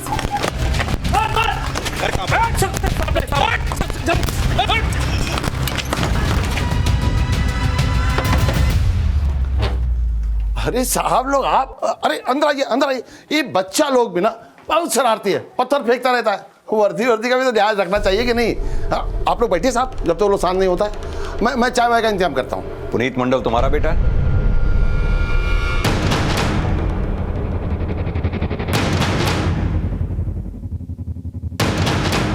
हाँ साहब, पुनीत हमारा ही बेटा है। क्या बात? कहाँ है वो? आप लोग क्या ढूंढ रहे हैं साहब? कोई मेडल देने वाले हैं क्या उसको? मस्करी करता है। कहाँ है तेरा बेटा? ऊंचा सुनते हैं क्या साहब? बोले ना नहीं है। और इस वक्त कहाँ है ये भी हमको नहीं पता है। अब बोलो, चाय लेंगे या दारू का इंतजाम करें? इंतजाम तो हम करने आए हैं तेरे बेटे को अंदर भेजने का। काहे भेजेंगे उसको अंदर? दिल्ली के एक सरकारी अफसर को चूना लगाया तेरा बेटा, समझा? एक ही नहीं, कई लोगों के साथ फ्रॉड किया है उसने। अब तू सीधी तरह से ये बता कि वो है कहाँ? अरे कुछ नहीं किया है साहब, उसने दिन रात मेहनत करके पैसा कमाता है। खुद 20,000 का लैपटॉप दिलाए हैं उसको, अंग्रेजी पढ़ाए हैं, थोड़ा ऑनलाइन थोड़ा पैसा कमाता है तो क्या गलत करता है? ज्यादा होशियारी दिखा रहे हो तुम। चलो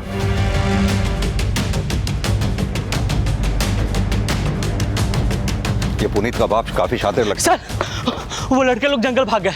सर हम तो पहले गए थे, ये लोग बहुत शातिर हैं, कुछ बताएगा नहीं। लेकिन वो तो बताएंगे जो जंगल भाग गए हैं। जंगल कहाँ है ये बताओ सर।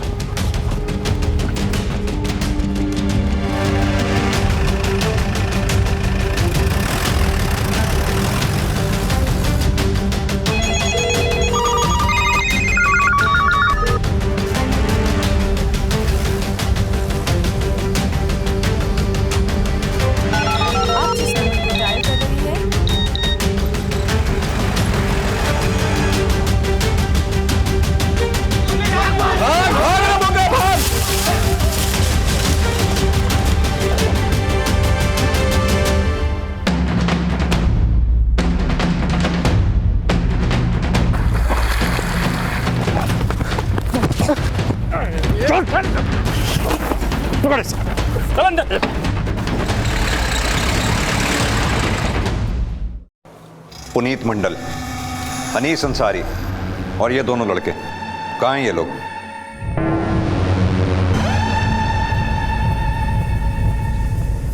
देखो, जो भी इनमें से किसी एक का पता बताएगा ना, उसे छोड़ देंगे।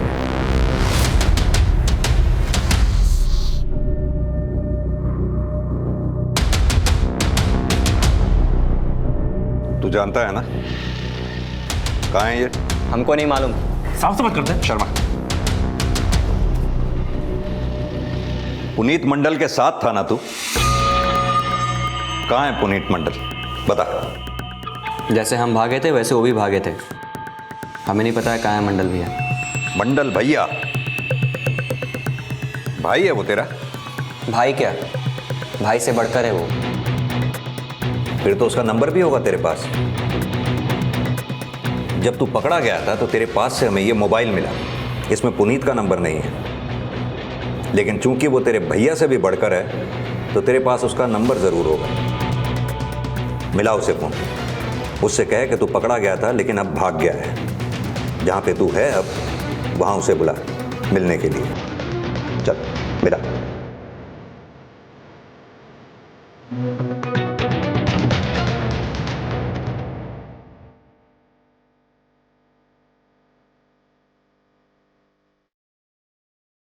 नंबर नहीं लग रहा है। कोई एक नंबर तो होगा नहीं। एक नंबर क्या, 10 नंबर है उनके पास। अब जो याद रहेगा वही मिलाएंगे ना। शर्मा, अब याद आया? चल मिला। मिला।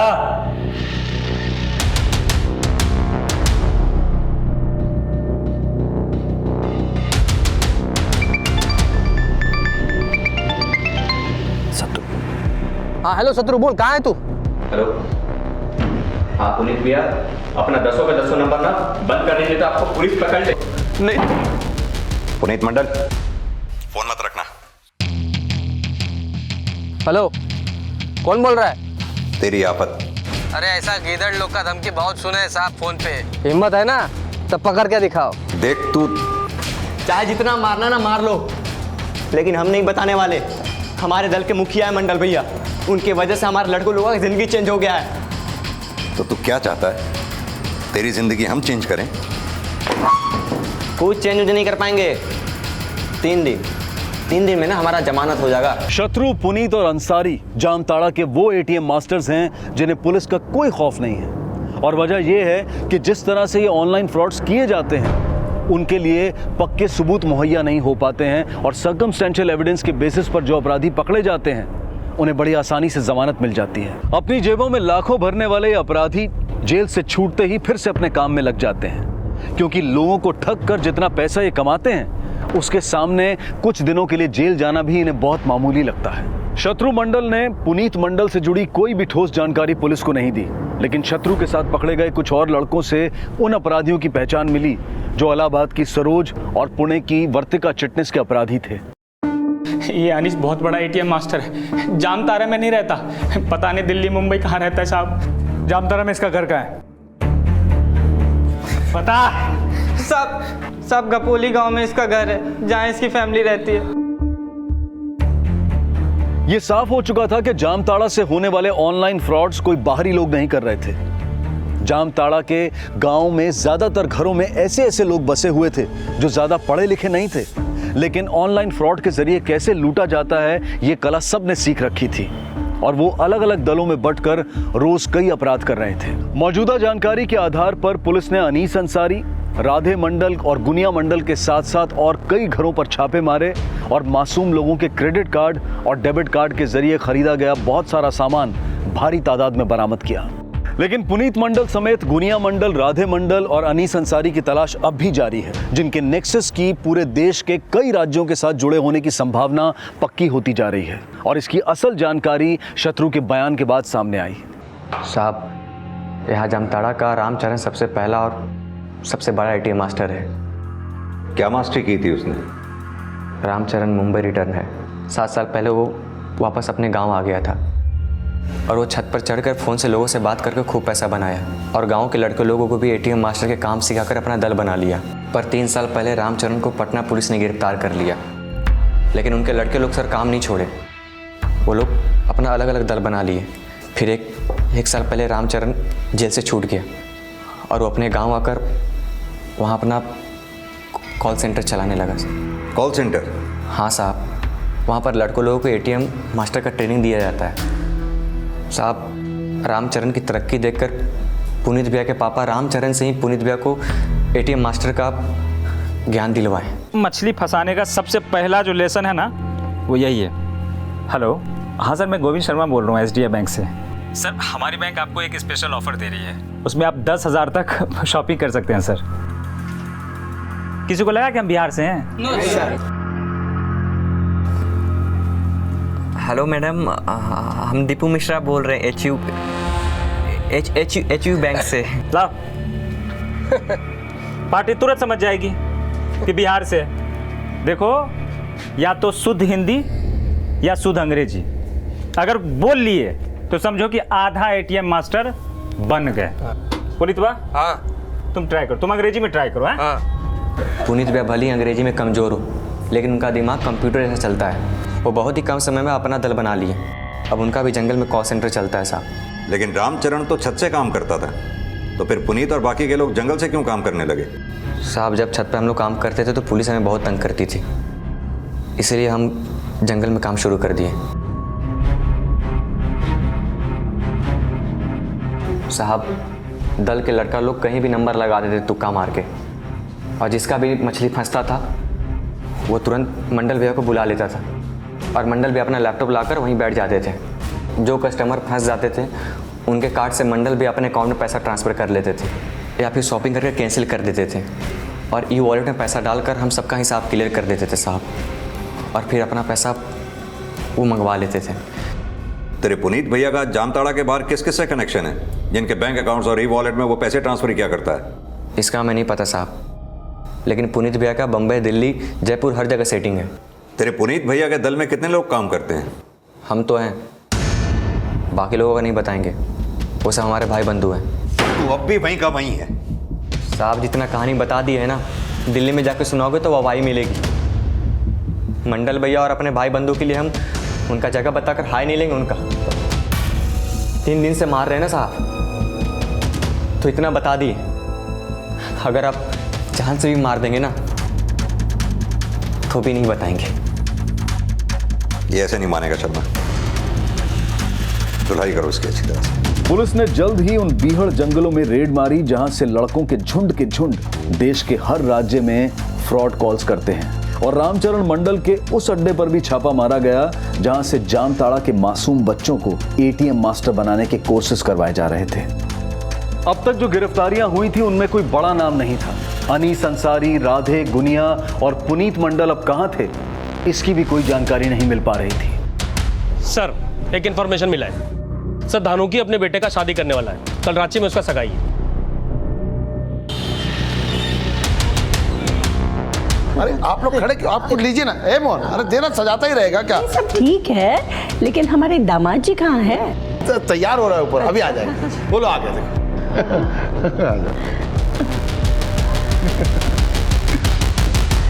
सदा सुखी बेटा। अरे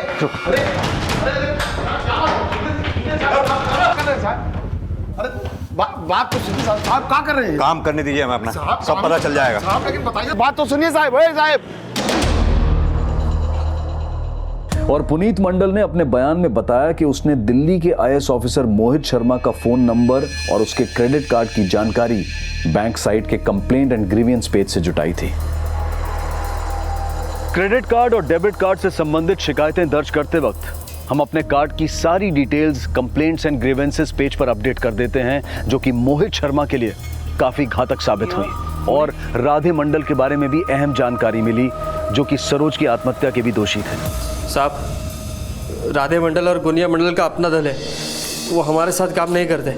गुनिया और राधे मंडल को जल्द ही गिरफ्तार कर लिया गया, और उनके बयान से सरोज के साथ हुए फ्रॉड में आशीष पांडे की भूमिका का भी पक्का खुलासा हो गया। आशीष पांडे को गिरफ्तार किया जा चुका है, लेकिन पुणे की वर्तिका चिटनिस के साथ फ्रॉड करने वाले अनीस अंसारी का अब तक कुछ पता नहीं चला है।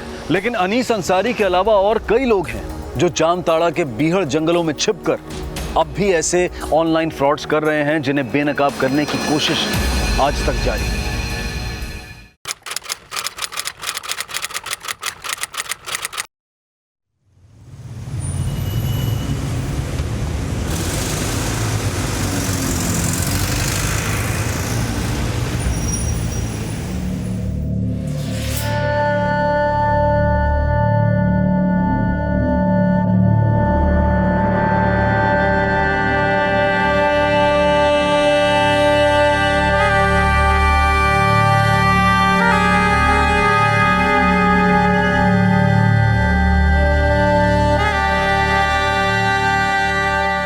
सादिक आलम, आज तुम्हारी कोर्ट में पेशी है, तैयार हो जाओ। नमस्कार, आदाब। क्राइम पेट्रोल डायल 100 के ब्लैक हेडलाइंस अध्याय में आप सबका स्वागत है।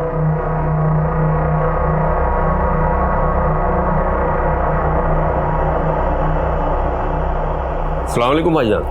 वालेकुम अस्सलाम, वालेकुम अस्सलाम। कौन है?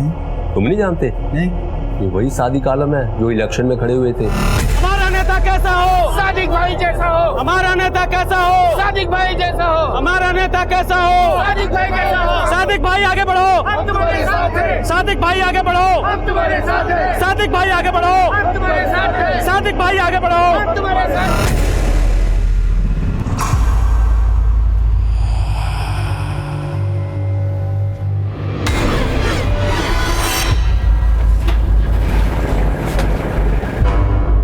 आज की दूसरी कहानी में मैं अनूप सोनी आप सबका स्वागत करता हूं। आज के एपिसोड में हम एक ऐसे जुर्म की दास्तां देखेंगे जिसका संबंध कर्म से है और यकीनन ये कहानी हमारी सोच और हमारे अंदाज को बदलने में जरूर मदद करेगी।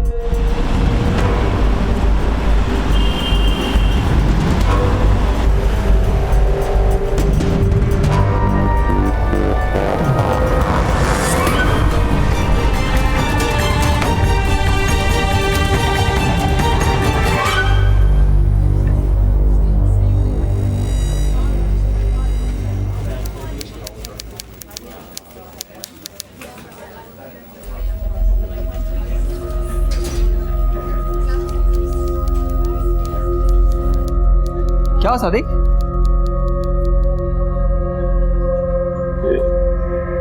आज भी मेरी बीवी बच्चे कोई नजर नहीं आ रहे हैं यहाँ पर। आ जाएंगे, फंसेंगे किसी काम में। नहीं कांस्टेबल साहब, मैं पिछले 6 महीनों से कोर्ट आ जा रहा हूँ लेकिन कभी ऐसा हुआ नहीं। आप अपने लेवल पे कुछ पता करो ना। ठीक है, मैं करता हूँ। चलो आज पेशी तुम्हारी, चलो।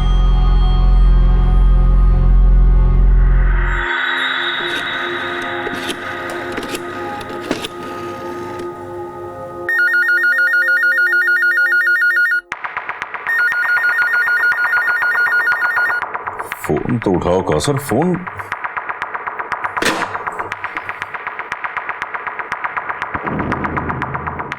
हेलो हेलो जी जी मैं सादिक बोल रहा हूँ। वो कौसर, वो कहा था ना यहाँ फोन मत करना। अब हमारा तुम्हारे साथ कोई वास्ता नहीं है।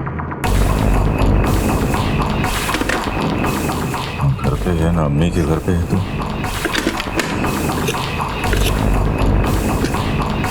The number you are trying to call is currently switched off.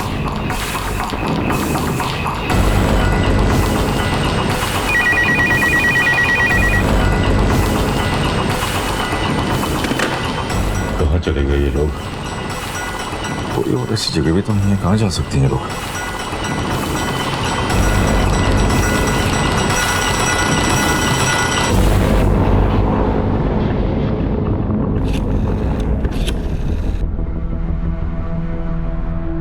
Tinu, कुछ पता चला? नहीं भाई, कुछ नहीं पता चला। घर पे भी ताला लगा हुआ है भाई। आस पड़ोस में पूछा, किसी को कुछ नहीं मालूम भाई। अरे किसी ने कुछ तो देखा होगा। कहाँ गायब हो गए सब? तुम एक काम करो, तुम मुझे मिलो आके यहाँ पे। ठीक है भाई, अगले हफ्ते आता हूँ भाई। अरे अगले हफ्ते नहीं, कल का कल मिलो आके। और वो वकील को साथ में लेके आओ। ठीक है भाई, ठीक है। मल्होत्रा साहब, आप कुछ भी करके मेरी बेल करवाओ। अरे आप समझने की कोशिश करो, 20-25 दिनों से मेरे बीवी बच्चों का कुछ अता पता नहीं है। उनकी जान खतरे में हो सकती है। मेरे तमाम दुश्मन हैं, आप समझ क्यों नहीं रहे? आप बेल करवाइए बस। मुश्किल है, जिस केस में आप अंदर हो ना, बहुत मुश्किल है। फिर भी मैं इंटरिम बेल कराने की कोशिश करूँ। अरे कोशिश नहीं करनी है, करवानी है। आप जब सबको जाके बताइए ना कि 20-25 दिनों से मेरे बीवी बच्चे गायब हैं। आप मुझे ले चलिए, मैं उनके पैर पकड़ लूंगा, लेकिन कुछ भी करिए, बेल करवाइए बस। ठीक है, मैं कोर्ट में अपील करूंगा। करवाओ यार। भाई टेंशन ना लो, हो जाएगी। हम लगे हुए हैं, कुछ ना कुछ कर लेंगे। ठीक है, आप ख्याल रखो, हो जाएगा। चलो।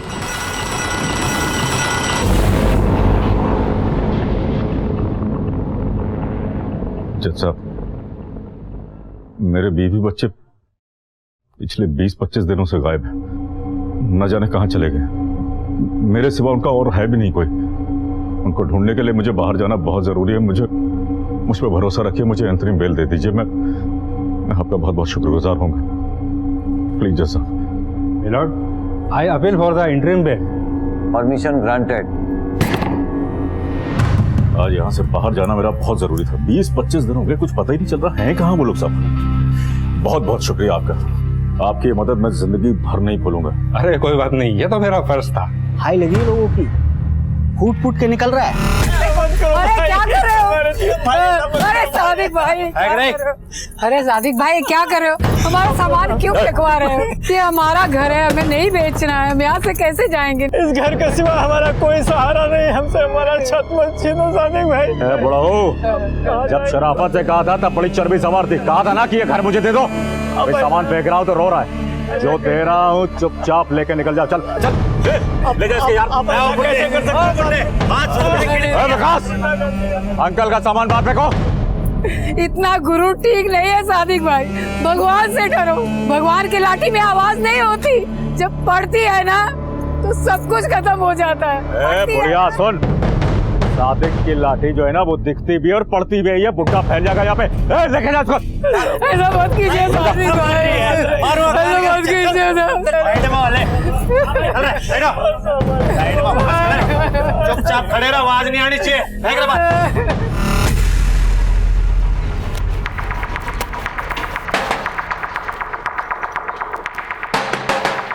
मर गया बुढ़ा। आ गया।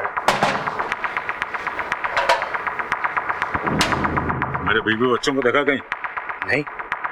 अरे कहीं तो देखा होगा आते जाते। मेरे मकान के कागजात दे दे, मैंने कोई ठेका नहीं ले रखा तेरी बीवी बच्चों का। अरे समझ में क्यों नहीं आता है तेरे को? इसको ठीक है कागजात नहीं दूंगा मैं तुझको, ऊपर के दोनों तल्ले मेरे, समझा? और मेरी बीवी बच्चों के गायब होने में अगर तेरा कोई हाथ हुआ ना बुढ़े, तो जमीन खोदकर जिंदा गाड़ दूंगा तुझको। कुछ इंतजाम करना पड़ेगा, करता हूँ अभी। तू क्या करेगा? अरे भाई कुत्ता की पूछ है, रात मारने से सिद्धि ना हो गया। आओ बुड्ढे, आरती के बोल साइड में। हाँ भाई, भाई आज ना टेंशन ना ले, अब तेरी तो रेल में बनाऊंगा।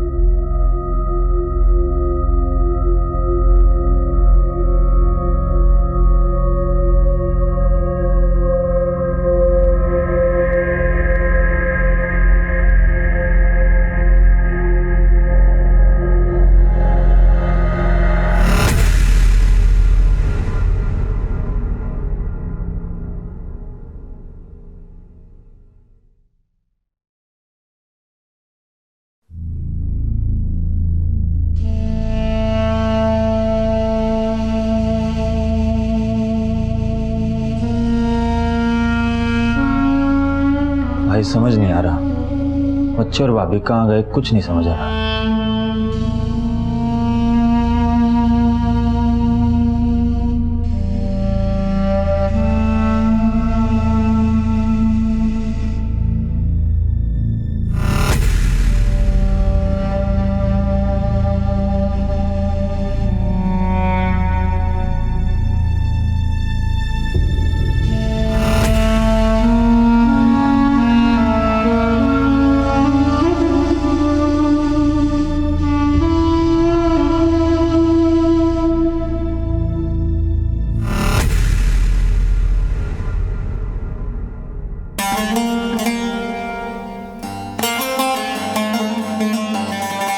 बहुत भूखा यार, भैया पानी दीजिए।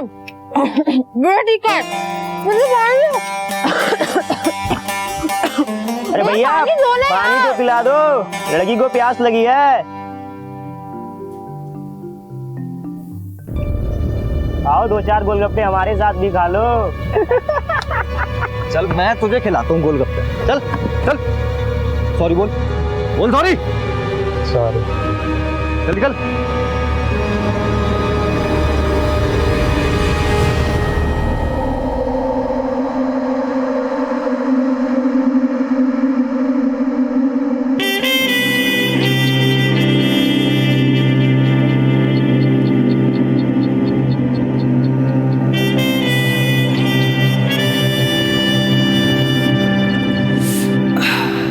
अंदर आइए ना। नहीं, आज नहीं, फिर कभी। वैसे कल क्या कर रही हैं शाम को आप? वही गोलगप्पे के ठेले पे इंतजार।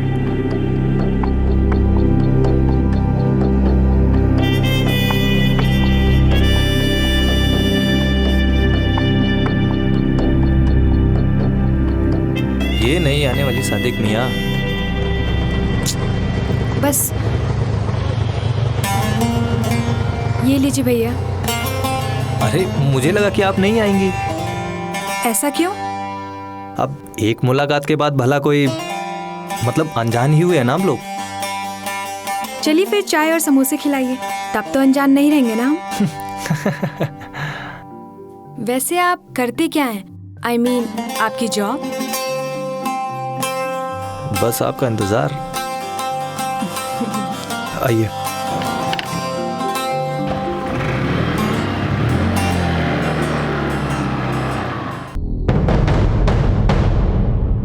हे, इसको देखो।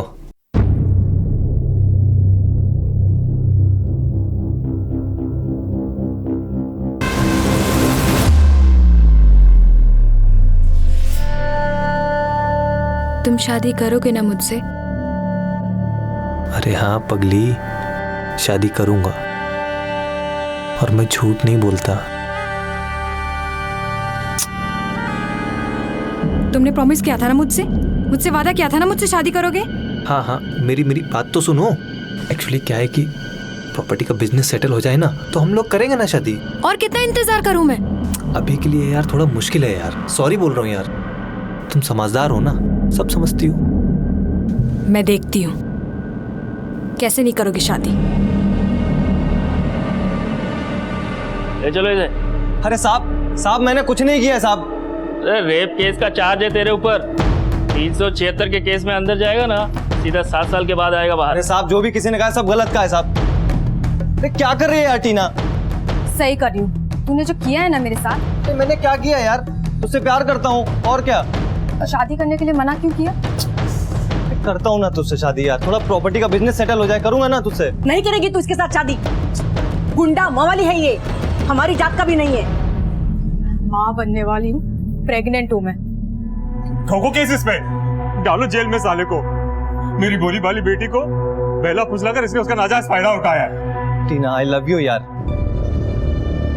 जज साहब मैं टीना से प्यार करता हूँ और उससे शादी करना चाहता हूँ। जो कुछ हुआ वो एक गलतफहमी थी सर। मिस टीना, ये शख्स आपसे शादी करना चाहता है, क्या आपको इससे शादी करनी मंजूर है? Yes your honour. क्या बेहुदा मजाक है। चलो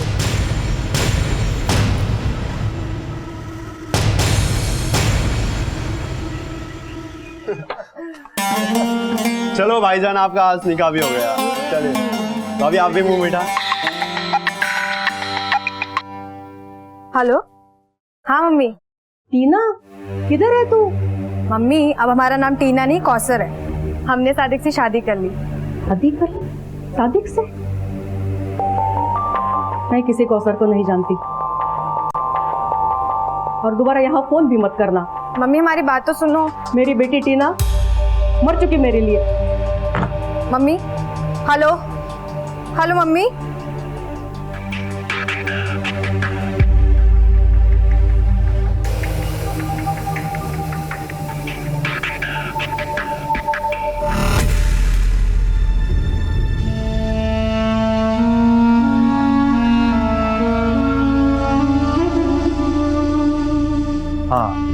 हाँ ठीक।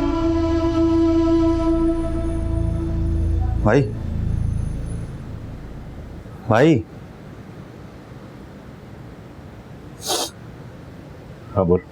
भाई टेंशन ना लो, अपना विकास गया कई जगह ढूंढने, बस आता ही होगा। लो आ गया। एक मिनट भाई अपना विकास ही होगा। दरवाजा नहीं खोलना है। रुको।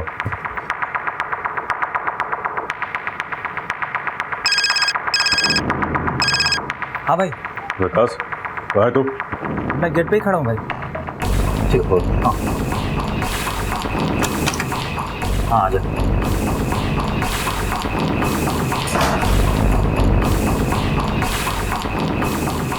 भाई भाभी के 2 दोस्तों के घर भी पता किया, लेकिन कहीं कुछ पता नहीं चला। तुम लोगों को शक है किसी? नहीं भाई, शक तो किस पे होना है? ठीक है, मैं घर पर चलूंगा तो।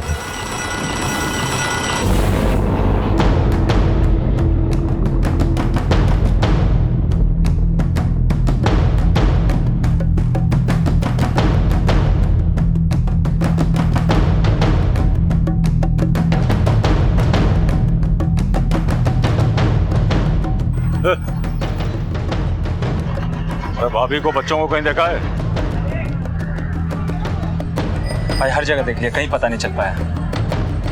तो लगे कि एक ही रास्ता बचा है, पेड़ पकड़ने पड़ेंगे। किसके? सर प्लीज रहम कीजिए सर। सर हाँ ठीक है उठो। Sir please. कौन हो तुम? जी मैं सादिक आलम। तुम रेप केस में अंदर थे ना? अरे मैंने क्या किया है? क्यों लेकर जा रहे हैं? आपको कोई गलतफहमी हो रही? मैंने आप इन्हें क्यों लेकर जा रहे हैं? एक मिनट में बात कर रहा हूँ ना। हाँ बोलो। तुम परेशान नहीं हो ना, मैं शाम तक आता हूँ। शाम तक नहीं, सालों के बाद आएगा। अभी रेप केस है तेरे ऊपर, मैडम ने किया है।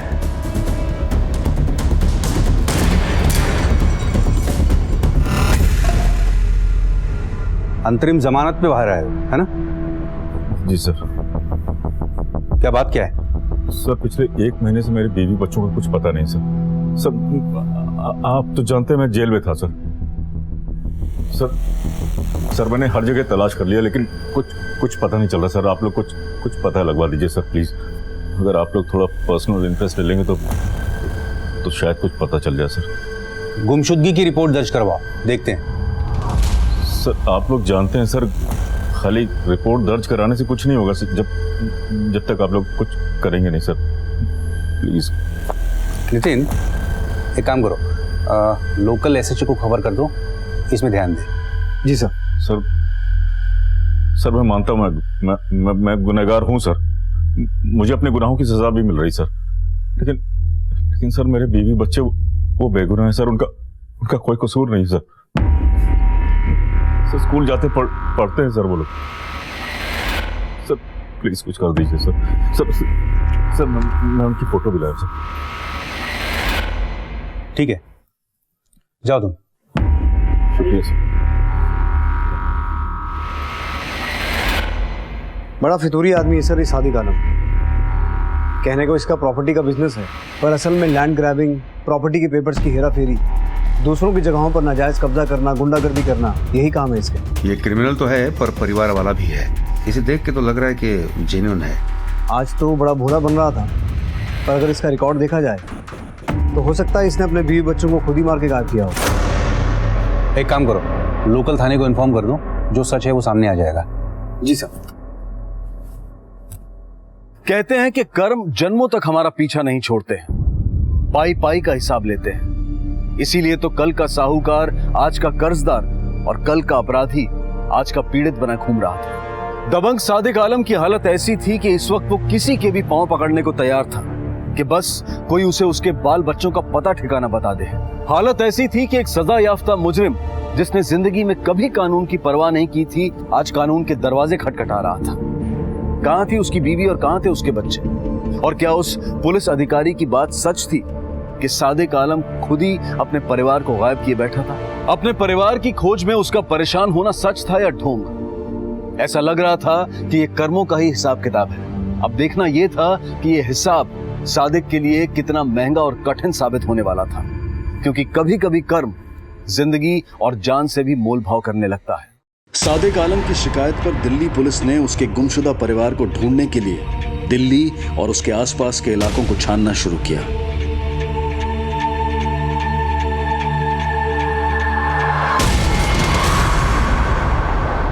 Hello Delhi police. Hello hello hello, मैं गली नंबर 32 13/2 राजौरी गार्डन से बोल रहा हूँ साहब। किसी ने प्रॉपर्टी डीलर सादिक आलम को मार दिया है साहब। हेलो, गली नंबर 32 शकूर बस्ती मकान नंबर 13/2 में एक वारदात हुई है। ओवर।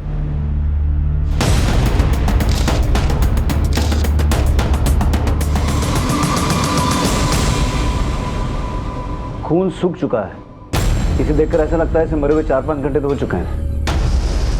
फिंगरप्रिंट सारे उठा लेना। ये मामला साहब मर्डर का ही। लेकिन सर कोई जबरन दाखिल तो नहीं हुआ है। वैसे इसकी पोजीशन देखकर ऐसा लगता है कि ये बाथरूम से नहा के निकला होगा। ये दरवाजा या तो पहले से खुला हुआ था या किसी ने चाबी से खोला। ये यहाँ खड़ा था, वहां से गोली चली और ये आदमी यहीं ढेर हो गया। फिर तो ये काम किसी जानने वाले ने किया होगा। आसपास चेक करो, कोई सीसीटीवी है क्या? शायद कुछ रिकॉर्ड हुआ हो। वैसे ये घर इसी का है ना? हाँ सर, ये और इसके ऊपर वाली मंजिल इसी की है। बाकी नीचे का पोर्शन किसी पुराने मकान मालिक दान सिंह का है। फिर आस पड़ोस से भी पूछताछ करो, शायद किसी ने किसी को यहाँ आते जाते देखा हो। सर,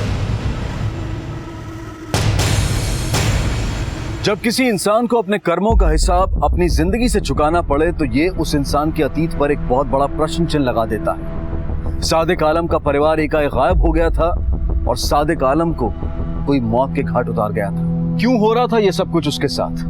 कौन था जो सादिक से इतना महंगा हिसाब ले रहा था?